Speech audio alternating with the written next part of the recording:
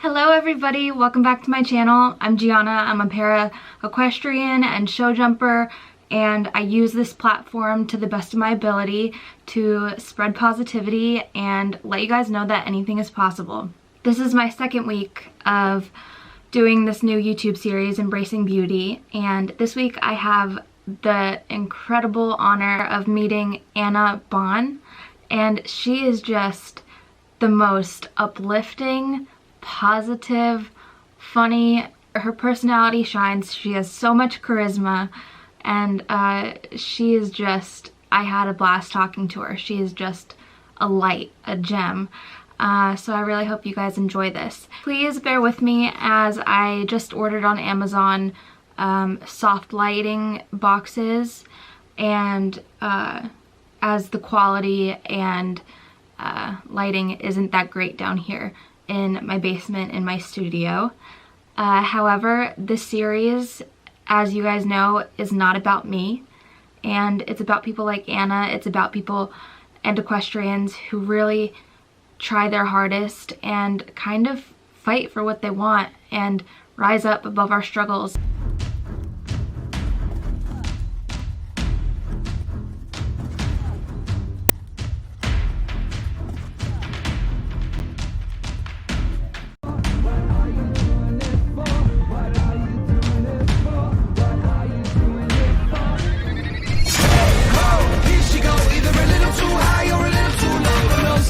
But hi, oh my gosh. Hi, nice to meet you, kind of in person.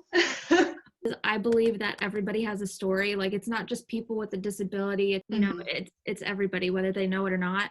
Yeah. So I am going to ask you, what's your story? And Whoa. yeah, so deep. Big question. Yeah, so tell me. I guess I have to start like from the beginning with riding, which is a long time ago. I don't know. I was like any kid that was like, I love horses. And my parents were like, no, you're not doing that. That's stupid. Mm. And eventually they got me a Groupon for horse riding lessons. Oh my god. And I don't think that's legal. I don't really know how we found that. But so I started riding lessons and I did a month of them because my mom made me play every sport ever because she was like, you're not riding horses. Like, you're going to do basketball, tennis, dance, everything. And then I finally convinced her on the Groupon. And I was there for a month and I like loved it. And she's like, no, you have to figure it out yourself. So I would save up all my little pennies and like be able to like buy a lesson every couple months. And like eventually I was out there enough to where they're like, hey, you're always here. Do you want to do barn work? So it was total child labor, honestly. Like, so much barn work. I would do all the stalls and all the waters in exchange for one lesson for like a 12-hour day of work or whatever it was. But so I did that. And eventually, my dad's coworker, she had a little feral Appaloosa thing like out in a field, and she was like, "Do you want to ride it?" And I was like, "Sure." Like, I don't know what I'm doing. Like, I barely know how to jump, and I was like, "Yeah." So I got on it, and it was. I would go out there, and sometimes I couldn't even catch the horse. Like it was one of those, and it was just this huge field. There was no ring, there was no anything, and I rode that horse a lot, and I kind of like made me a little scrappy rider, teaching it how to jump over like plastic chairs, and I would drag sticks out of the woods to jump and pile up. And I would ride anything that I probably shouldn't even be riding. I would get on it. And I just rode a lot, and I eventually got opportunities to like lesson more at more like show barn type places, and I became a working student, and I got to work for like a lot of really cool trainers and like do all the A shows, and which is amazing because I never thought I was gonna be able to do that. And I did all that work, and then honestly, at this is not that long ago. It's pretty recent. Nobody knows this actually. At the start of 2020, I totally burnt out, like Britney Spears 2007, shaving her head like it was a moment, and I lost it, and I walked away from everything. And all of my followers are still kind of like, "What's wrong with Anna? What's going on?" And I had no plan. I had no idea what I was going to do with anything. And eventually my mom was like, why don't you just get another like field horse, like that little Appaloosa that you rode? And I was like, okay. I don't think she thought I would actually do it because I found an $800 horse on the internet. And I went out, and it was like kind of traumatized that it had a hard life, but I bought it. and I taught it how to be a horse, and I sold him. And he's with this great eventer girl, and her name's Anna too. It's really cute. And she is so patient with him because he's kind of had that like trauma with a lot of like cowboy training breaking stuff. And then that's kind of at a point where I was like, hang on, like maybe this is what I want to do, because nothing really felt right and nothing really fit. I was just like, I have no idea what I'm going to do, if I'm even going to ride. And that's when I got, his name was Poncho, that little paint horse that I taught. Oh yeah, And I I was saw that like, on your website. yeah, that's Poncho. And I was just like, well, maybe this is something I could actually do, because I could never afford a horse as a junior. And I think so many people are like, well, if you can't afford to do the A shows, like you can't be in the horse industry. So I was just like, well, maybe I can start doing this. And I started buying thoroughbreds and selling them and flipping them and just kind of like making my own space in the horse world, because I wanted to be able to do it on my terms, because I had that whole Britney Spears moment Yeah. where I lost it because I just wasn't, content. And that brings us to present day where we are. I'm like a year into this, and yeah. Yeah. I mean, from what I've read, your dedication and your determination to like not go against your parents, but like say, hey, I'm doing this anyway, being that we're both over 18 now, we we could say like, I'm doing this with or without you. So was that the case when you were 12 or 13? And if Mhm. so, like, how did you manage to get to the barn if your parents didn't? Like, did you walk? Did you like, tell me about that? Yeah, so they were not fans of the horses. My mom is terrified of them too. She won't pet them. Like I'll bring her to the barn and like how many horses have I owned now? And she's just like, I don't want to touch them. Like they terrify her.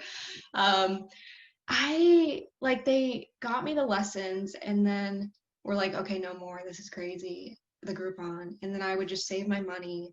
And then eventually I started working there and I would like beg them to drive me out there like once a week. And I had to pick barns within like 30-minute radius. So like it wasn't too far.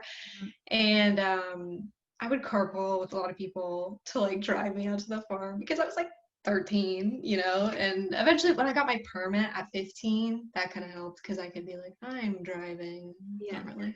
No, but they were always like, when are we leaving? When are we going home? This is taking forever. But really bless them for sitting out there as long as they did, entertaining like me trying to teach horses to jump in a Yeah. field, honestly. Yeah. But I don't know. I think there's a lot of kids like that in the horse world Yeah, that for sure. don't have, whether it be parental support or like financial backing to even get in there.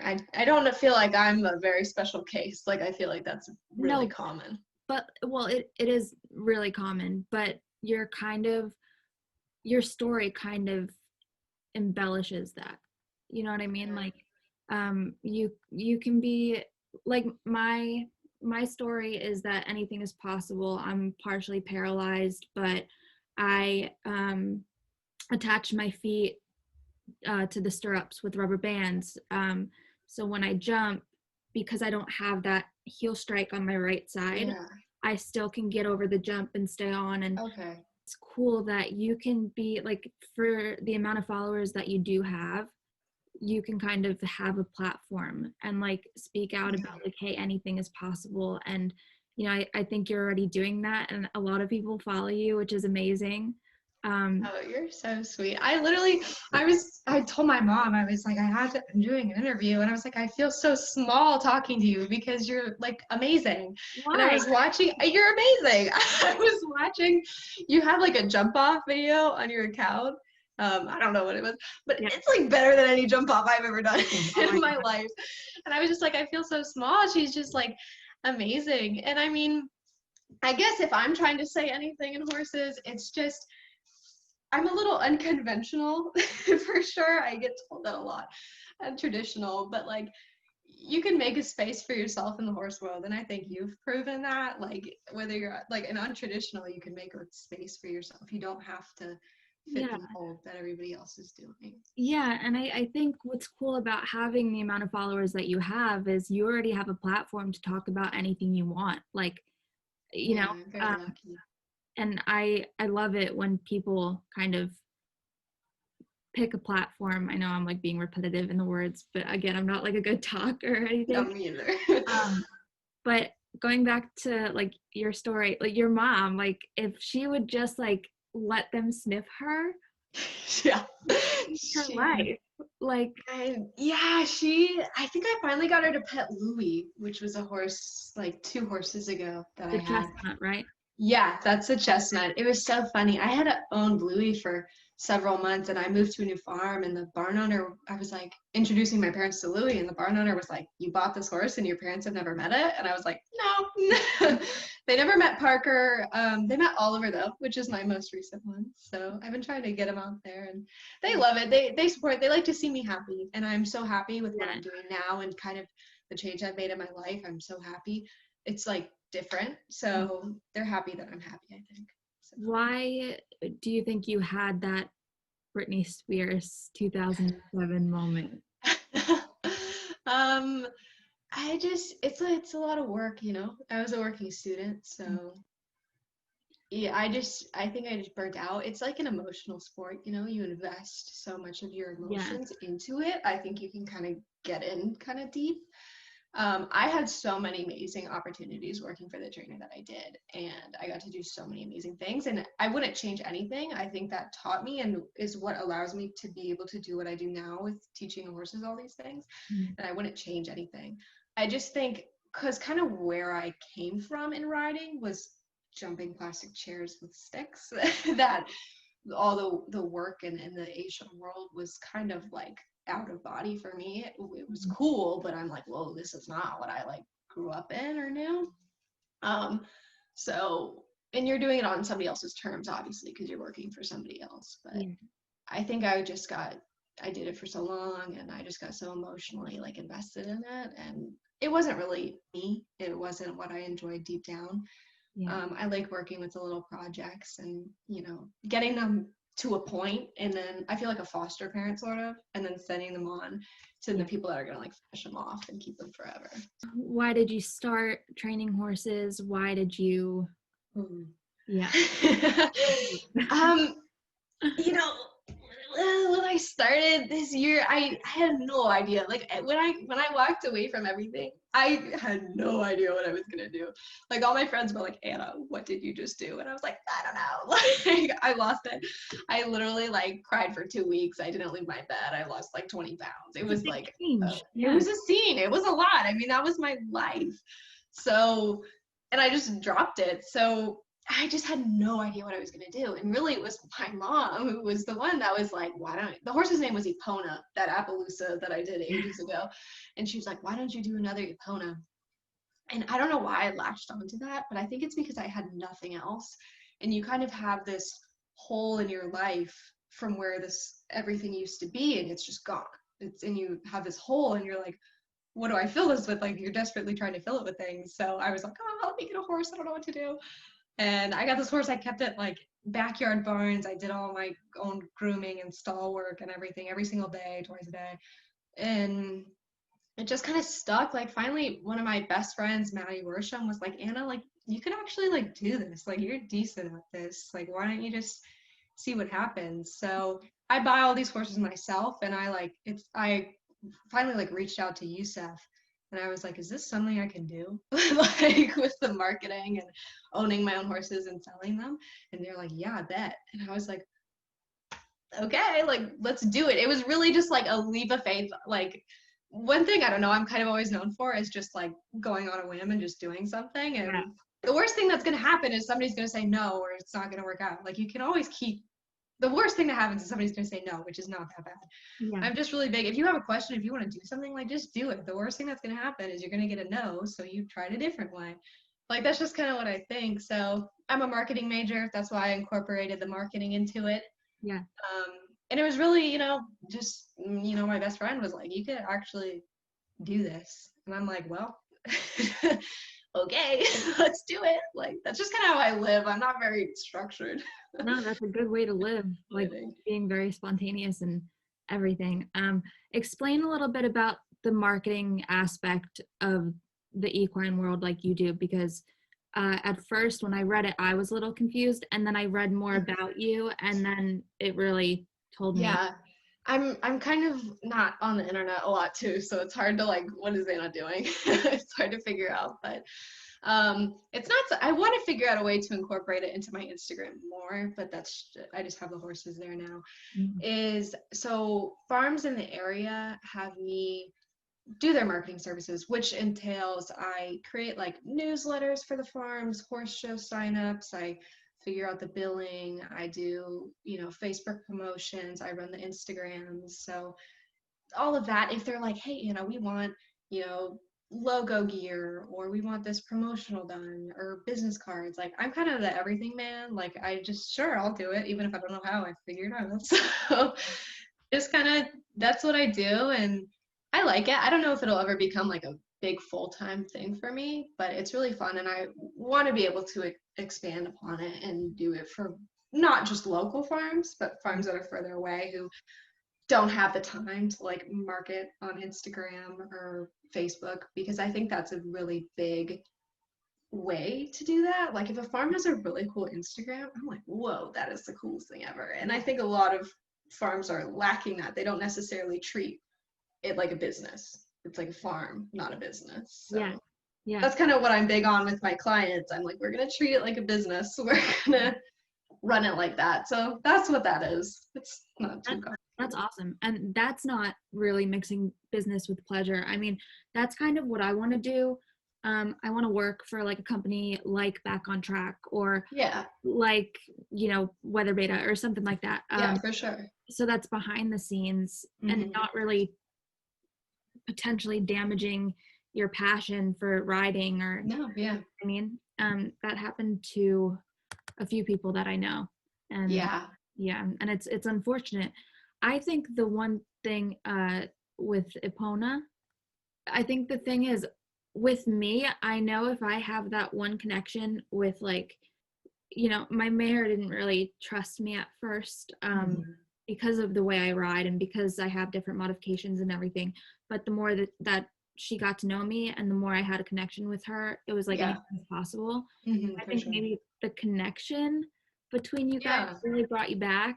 I don't know. I think so, because I'm just so like untraditional. Like I'm all over the place. I like to have fun with it. I think the horse world is so stiff and like stuffy sometimes, and it's just like you feel like you can't breathe or have fun with it. It's like, can I post this? Can I not do that? Can I do this with this horse, or can I not?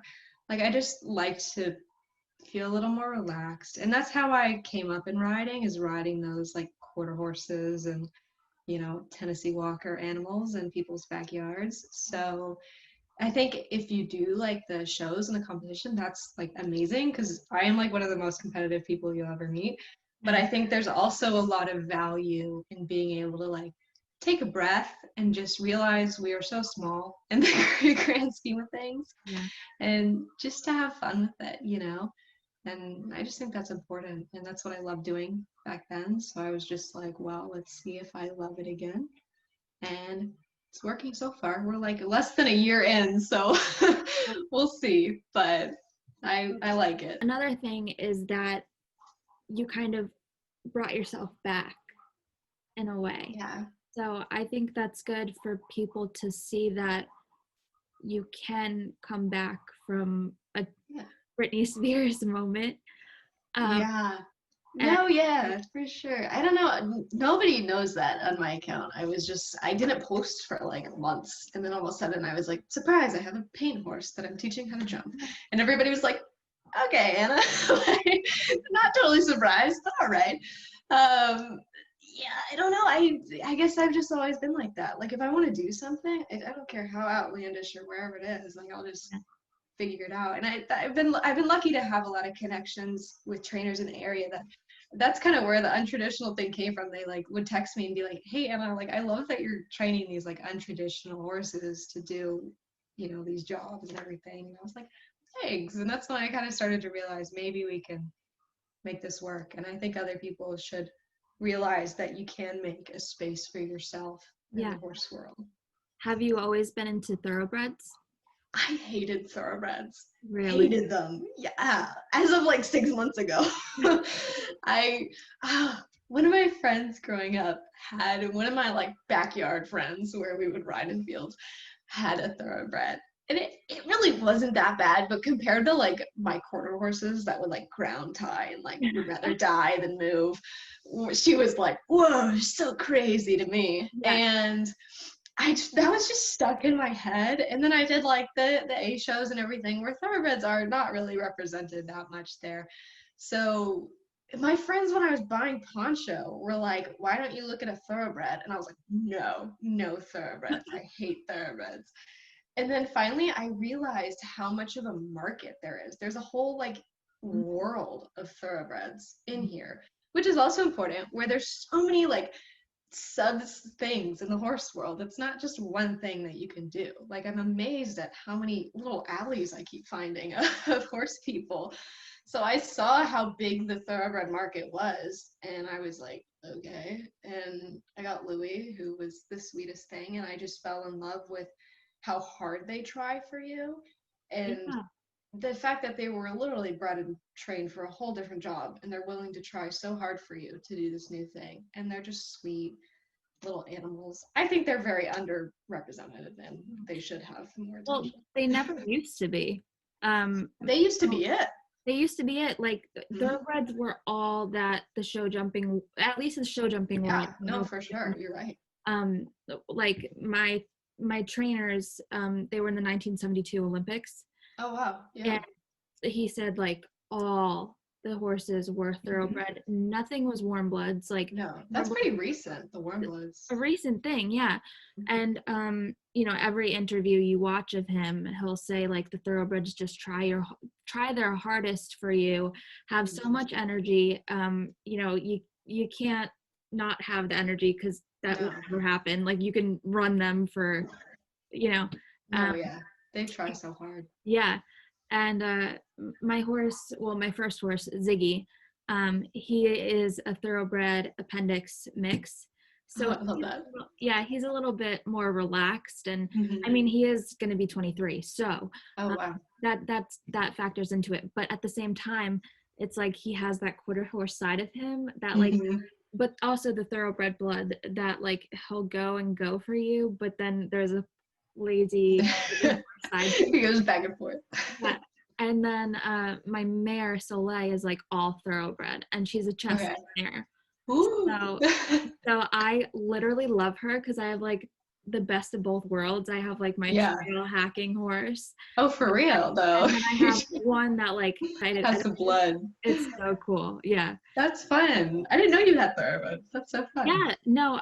I always wanted a warm blood because I like followed the trend before I really knew anything.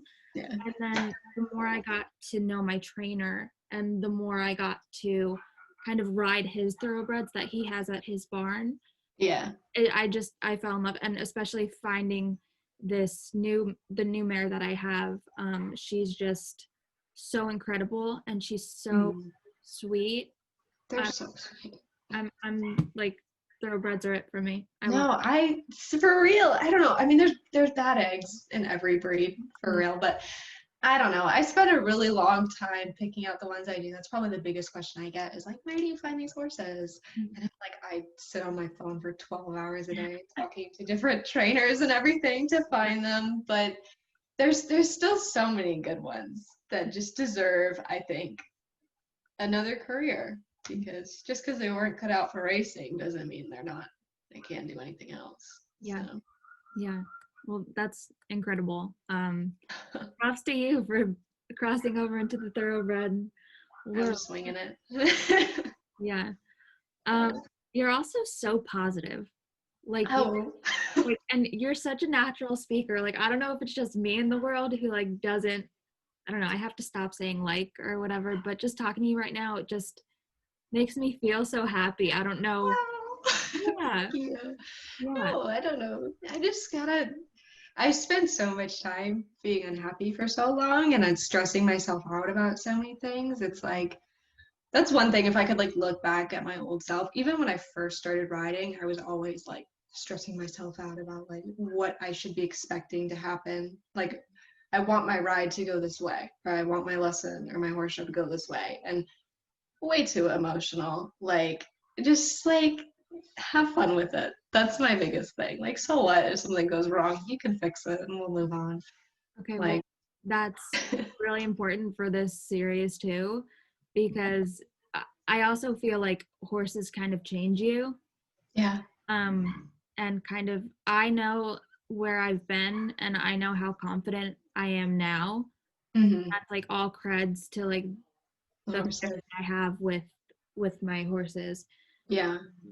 And I think like you represent that a lot. They change you as a person. I am who I am because of horses, and I wouldn't change anything I've done in my decisions in riding because I feel like it's very character building. Horses, I think they can make you a better person for sure. They'll check you and deck you pretty quick if you're getting too emotional.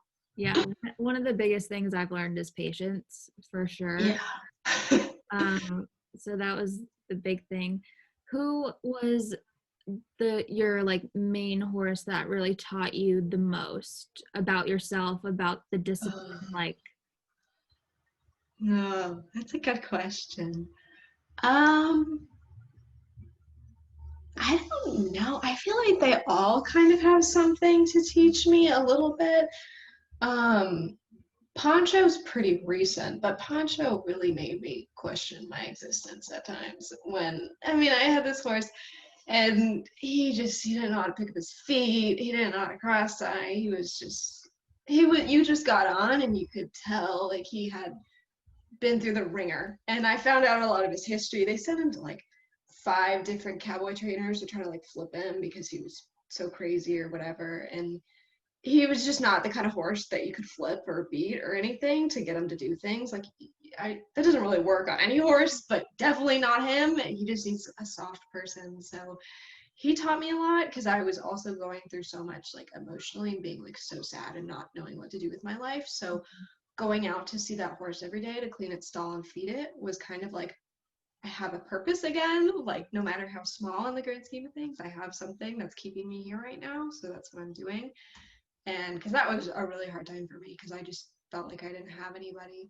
So, because no coach or trainer or like friends really even. So he kind of taught me a lot. I mean, Epona, my like original backyard horse, obviously taught me a lot because it brought me to where I am today. yeah. But I've gotten to ride a lot of really amazing horses, but I kind of think the little backyard again ones can test you and teach you a lot. Cardigans.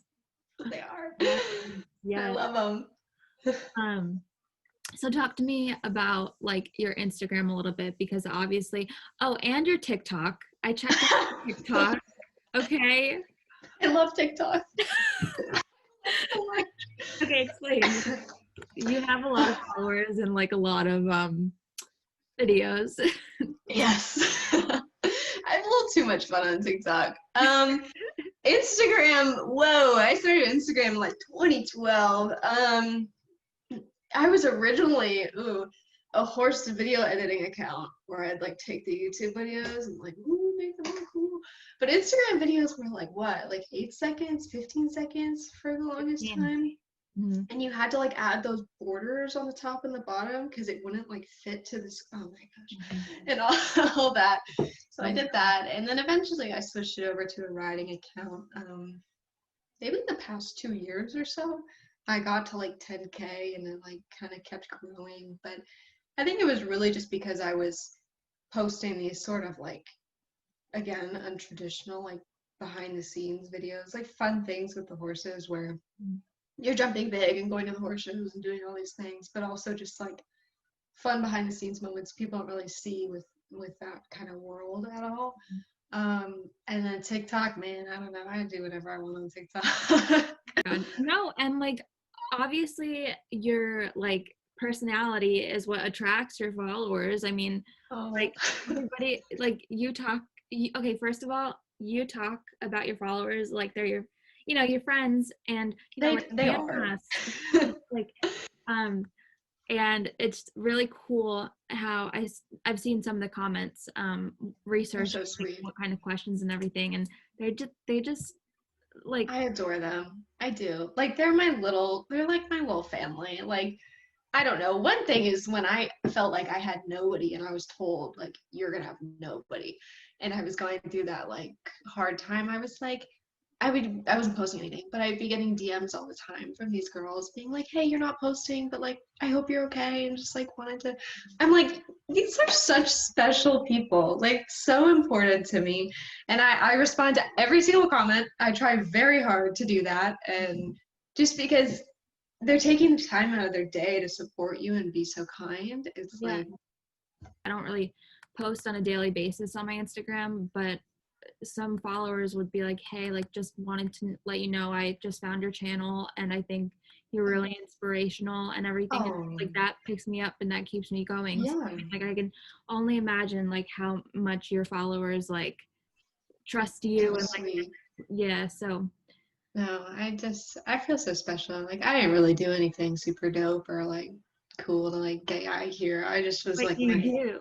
I'm just my idiot self, totally honest. And like, I've met so many sweet, like amazing girls who have gone through similar things, or maybe they have no idea, but they're still just sweet. And the fact that they even take the time out of their day to, comment things and support me Yeah. is just so Yeah. sweet. So, No, I think one of the things that attracts people to like social media accounts or like YouTube accounts is like the authenticity and the yeah, that's true. personality that goes into it. Like, yes, you can jump big jumps, but at the same time, I've only jumped over a 3 foot fence once, and like I have like so many supporters, and I think it's just Yeah, well, more you're about, genuine, you yeah, know? like about your message, about your genuine side, and you have that. So I've struggled with insecurities growing up, and I always felt that I didn't fit in a way. I think it took me like until my second year of college to really understand like Yeah. that I do in fact fit in. So hmm did you have any struggles like growing up, and what made you get into horses, and I'm pretty lucky. I don't know. I mean, I was always a really, really shy kid, and I am like very introverted. I hate talking to people and like going outside of my shell, which is very opposite of my entire online personality. um, but I'm pretty lucky. I mean, my parents were always raised me to be pretty independent and everything, but it's just been in the recent year and everything that I've just been so like, throw it out the window. I literally don't care. I will do anything and everything because I keep saying it, but what's the worst thing that's going to happen? Even if worst case scenario happens, you can still figure it out and keep moving and go on from there. But I've been pretty lucky in the horse world. There's definitely a lot of girls that have a lot of those insecurities, especially on the A circuit and in equitation, which is what I did for a while because just all the how that is, the scene with equitation. But it's sad, and I think that's why there needs to be a lot of change in our horse world. But I also think the horses heal people a lot, so it's twofold. you messaged me online saying that I'm telling you all of this about me because I can't really put my message into words. It's more about action. But I think Yeah. you've done just like a perfect job, like Oh, explaining your story and, and yeah. Thank you. I don't know. You're like amazing. And I watched your video you did with Alexis yeah. last week. And it's just like so amazing. And I was sitting there and I was like, oh my gosh, I am so not up to level with these girls. You are. But thank you. I just do what I do, and I am very thankful that people support me along the way. Yeah. And like, I always say like it's all mental. And For sure. honestly, like I think you can fend for that.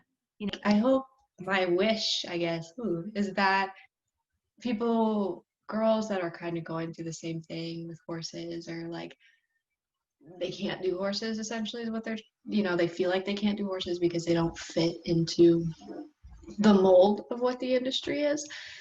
is if you really want to do it, you can find a space for yourself to do it on your own terms. And like, I'm 19, I don't have a trainer, I have no idea what I'm doing. Like, you can figure it out and you can do it if you really want to. And I hope that becomes more of a thing, that people realize how many levels to the horse world there are, and that everybody has a place, whether you are an amazing one-legged barrel racer or somebody flipping thoroughbreds, or you're showing on the circuit all the time. Like, there can be space for everybody, and you don't just have to quit or give up because you don't fit the mold that other people do.